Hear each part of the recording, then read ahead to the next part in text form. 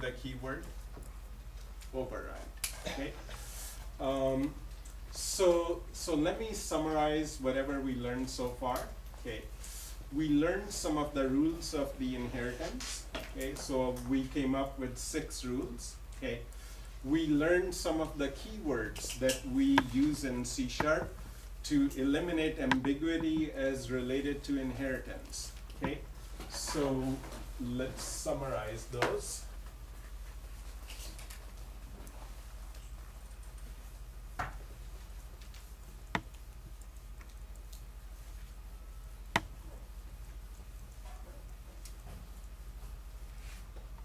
Okay, so for inheritance, the idea was start creating some classes. As soon as you have written a few classes, you yourself will discover that you are repeating things. Okay, so as we saw through the color coding, if this part, this part, this part, this part, this part, this part is the same, okay? At that point in time, you will create the base class. So let me emphasize, good programmers do not start with the base class first. Okay, good programmers will create the real physical entity classes first, and then they will discover we are repeating things, and then they'll take the common things out. And the reason is because we inherit everything. Okay. If we created the base class first, we may end up putting something over here which is really not needed in a derived class, which is violation of one of the important rules in good software development, right? So anyway, as we create the base class and move the common things over here, so these go away, right? Okay, now we can of course add more fields. So you can add an extra field over here. You can add 2 extra fields over here. It doesn't matter. You can add extra method over here, add extra method over here, right? But what if we wanted to override it and provide our own code, not the code that was written in the base class? Okay, then how will we mark this method over here, which already has real code in it? Virtual. Okay, so we'll mark it as virtual. And then we will override it, right? Now what if we, from here, we further create another class, and we further wanted to override it? So from an override, you can keep going and keep overriding as many times you feel like it, right? Now suppose there was another method over here, okay, which has identical signatures. Okay, but code is different. Then how will you declare it? So you will not put any code over here, you will put abstract over here. Correct? Mm-hmm. And then as you inherit from here, because you're writing some real code over here, so you will use the keyword override over here and override over here. Okay, so let me go to my computer, and I'll show you very quickly some of the code that we will need to create the university application, and how gradually we'll refactor it. Okay, or let me briefly describe it first. I have a question. Uh-huh. So you talked about how you can, 3 ways to signal that you can override a method through abstract, virtual, override. Correct.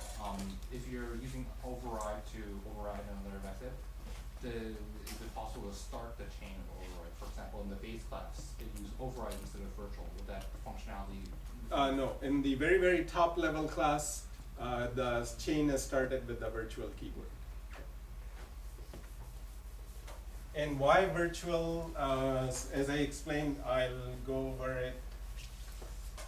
a little more detail, maybe in the next lecture, so that you completely understand.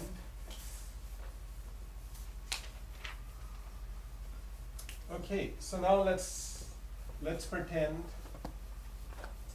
our goal is to create a university application. Okay, and let's pretend the real entities that we will create, meaning the classes and the objects that we will need to create in our application. And again, let's pretend we have a part-time student. We have undergraduate student. We have a grad student. We have a PhD student. Okay, so this is the student side, right? In a university, we also have employees. Okay, we have professors. So pretend there's a faculty. There's an employee. Okay. There might be. So anyway, there might be, you know, dorms and so on, and labs and so on, and lab managers and so on, right? But to keep the example simple, right? Let's start over here, okay? So as I mentioned, if these are the real entities that you wanted to create in your application, you'll start creating classes for these, right? So you'll create a class for part-time student, undergraduate student, grad student.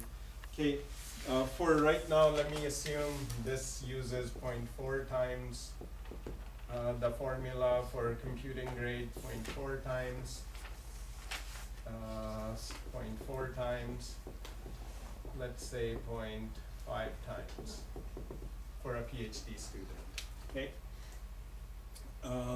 So let's start from the student side, right? So you may start creating a class called undergraduate student. Okay, you'll put the 5 fields over here: first name, last name, ID,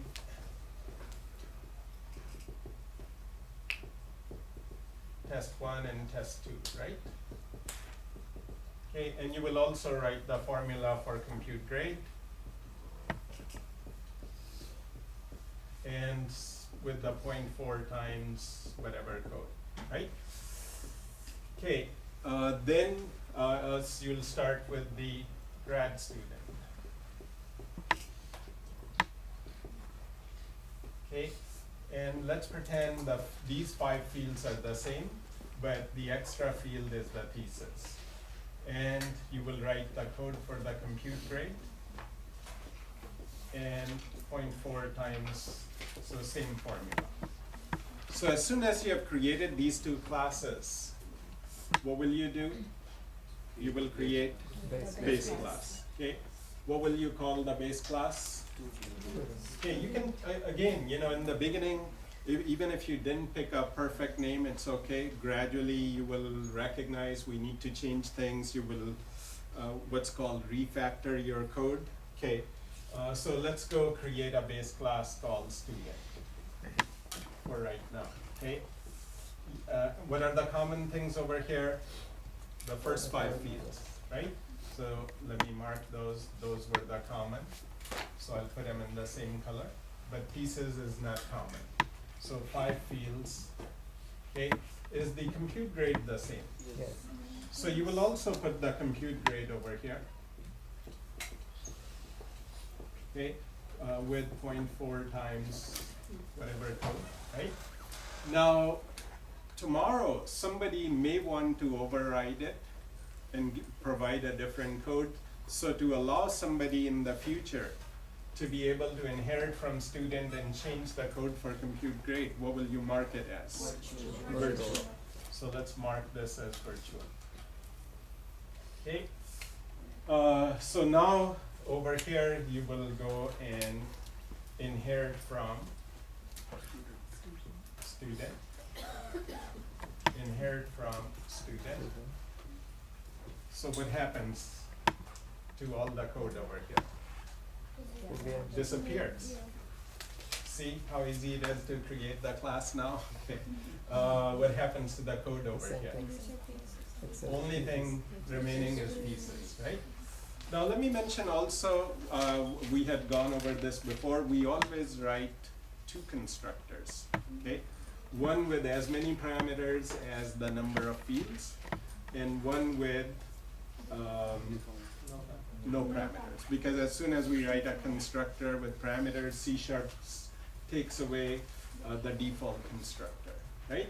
Okay, so I forgot to give you one rule special to C# related to inheritance, and one extra rule is constructors are not inherited in C#. Unlike C++, where the constructors are also inherited. Okay. So if we write a constructor in the base class, it will not be available in the derived class. Okay. So over here, how many constructors you will write? Right? Constructor without any parameter.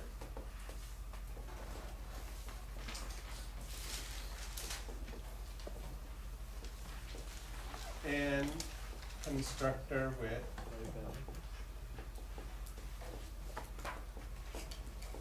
five parameters. Everybody agrees?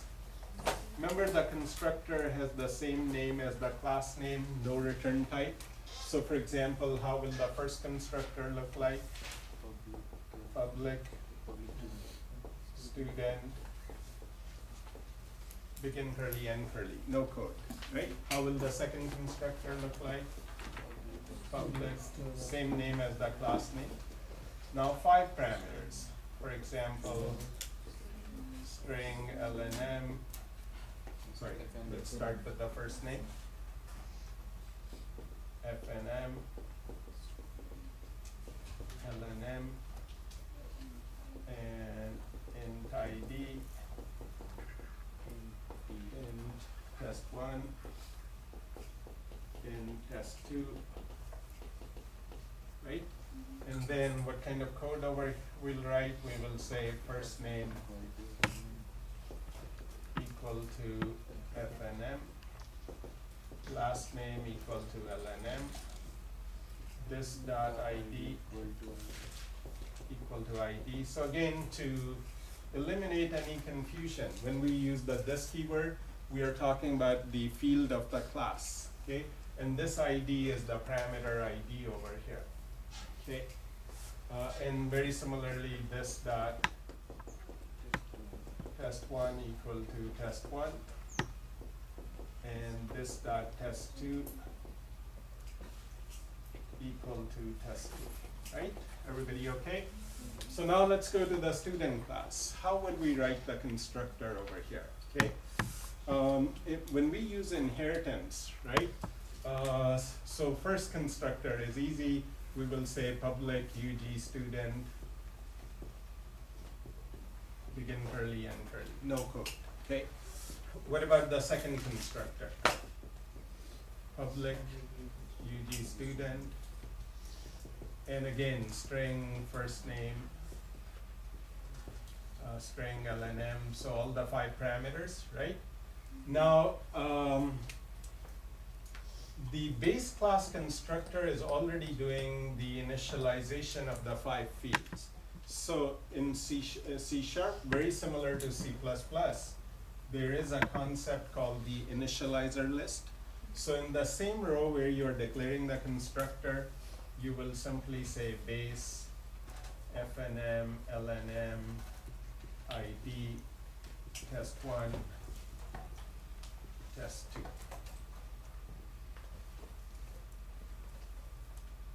Okay, and so we are delegating the work of the initialization to the base class and no code.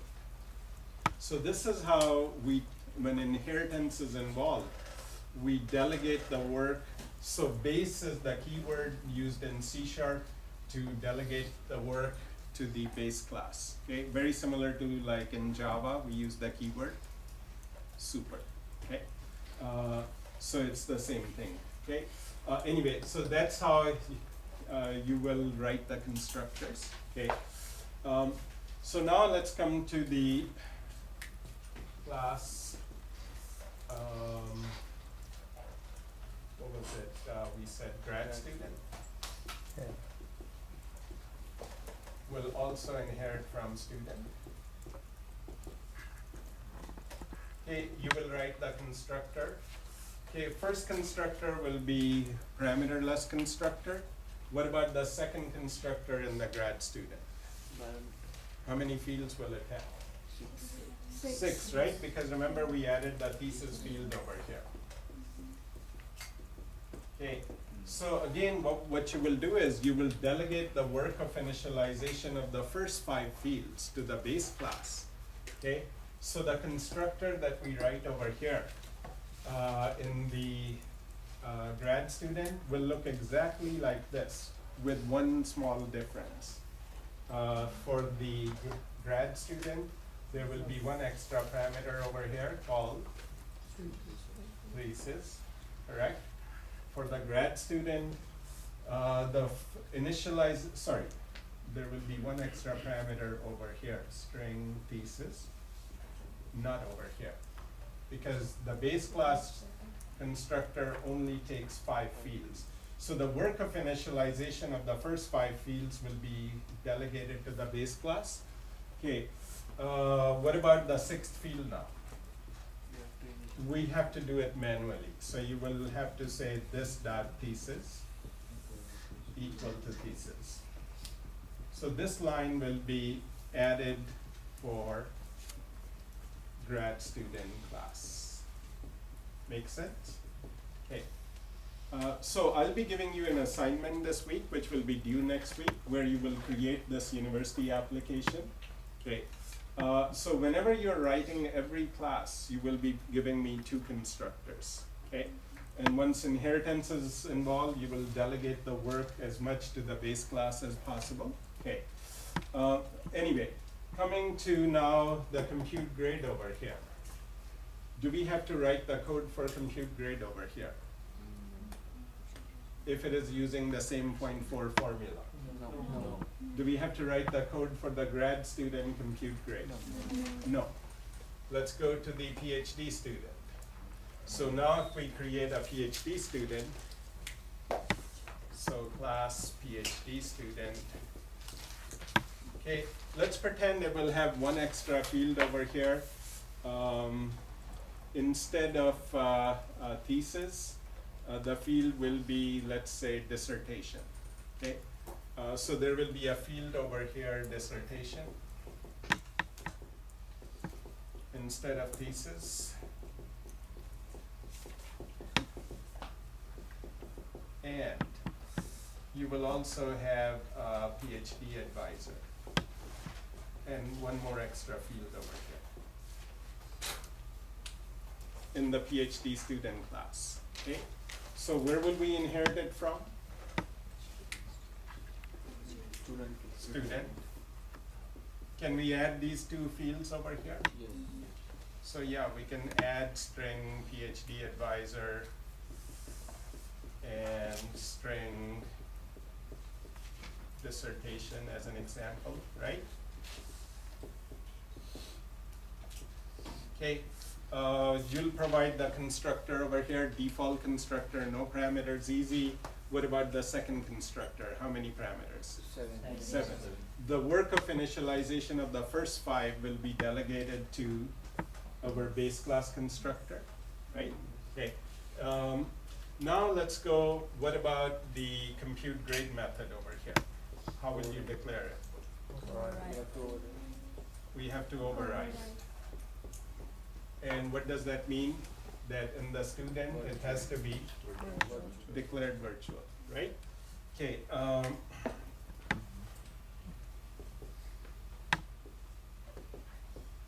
Okay, so anyway, now let's go to part-time student. And of course, you can put the code 0.5 times so on. Okay. Now, let's pretend the part-time student has no ID, okay? It does have first name, last name. Let's say a part-time student goes by the social security number, okay?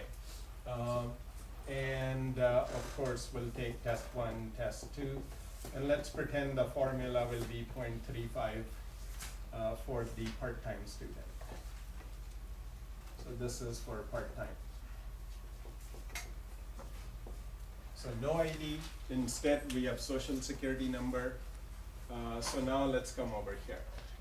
So what should we do now? Declare social security. Can we inherit it from the student? See, if we inherit from student, what's the problem? We'll end up getting ID over here, right? But there is no ID for a part-time student. So remember, that's a violation of the proper object-oriented programming, right? So that means we need to change our hierarchy. We need to create a different base class, okay? So what's common between, let's figure out, what's common between all 4 types of students? Right? So now at this point in time, you will come over here, you'll refactor the student, meaning change the code, and what will you do? Eliminate the ID. So what does that mean over here? You will add ID. You will add ID over here, right? Okay, the other problem is, if we go over here, where we were writing the code 0.4 times, okay, part-time student uses 0.35 times. We could override it, or let's mark it with abstract. So let's mark the compute grade over here as abstract. So there is no Okay. code Okay, so now the problem is, if we override over here, so because it's abstract, but that's that okay. means we will need to write compute grade over here, correct? And provide the real code with the 0.4 formula. Will we need to go over here, override the compute grade, and provide the 0.4 formula code, right? So aren't we repeating code? See, in good object-oriented programming, as soon as you see yourself repeating code, that means you need to refactor again, okay? So my suggestion will be, do this. Create a class called student, which will act as the base of all students. Then from here, let's derive another class called full-time student. Okay, what fields will we have over here? First name, last name, ID or no ID? No ID, okay? And test 1, test 2, and the abstract compute grade. Everybody agrees? Okay, now let's go to full-time student. What will we be adding over here? And by the way, because it's abstract, how will you mark the whole class? Abstract. Now let's go to the full-time student. Okay, what field will you be adding over here? ID. Now from this one, you will inherit, okay, and will you provide the code for compute grade over here? Yes. So there will be real code or abstract? Real Real code. And this will be marked, no, Override. override. Because it was abstract, from here we overrode and provide the real code, right? Now from here, what classes will we inherit? UG student, because it uses the same 0.4 formula, and the grad student. What about the PhD student? PhD student, we can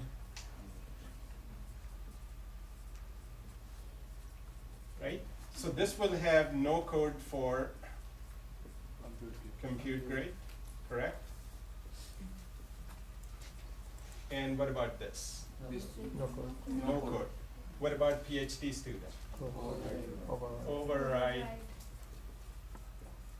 code for compute grade. And then you will provide the 0.5 formula, correct? For a PhD student, we wanted 0.5, okay?